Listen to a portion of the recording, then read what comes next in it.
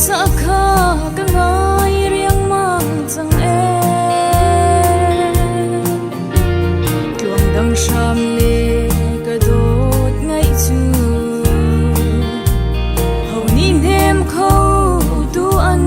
lo nu chan ka thai nu lo fi ruk doi re a chu a zona chung toal chung in rak chuan ve lo ngai nak be sa ka chan ha le ka cha nan bu mo tin rak hal na lo an chim ko la na cha mi khi za he nang ngai ka sham na hi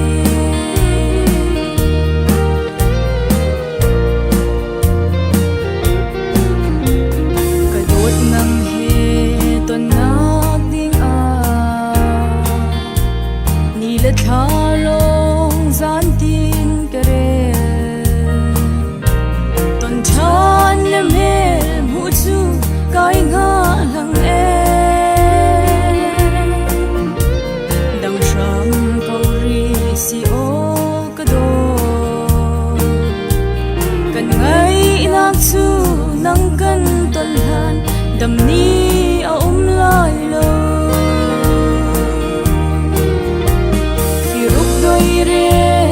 chu a zon a chung toal chung in rak chuan ve lo ngai nak be sa ka chan ha le ka cha nan bu mo tin rak hal na lo an chim ko la na cha mi khi za he nang ngai ka sham na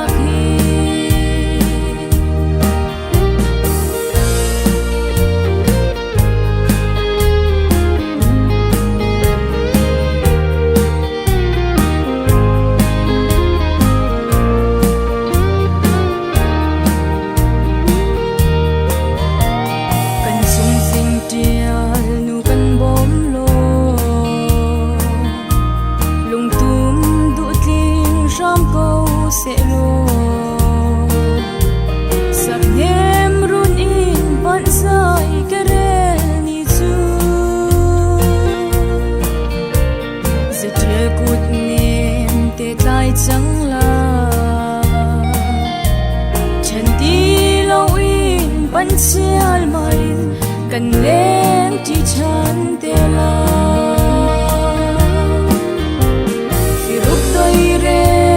chu a zona chung toal chung in rak chuan ve lo ngai nak be sa ka chan ha le ka cha nan bu mo tin rak hal na lo an chim ko la na cha mi khi za he nang ngai ka sham na hi an chim ko la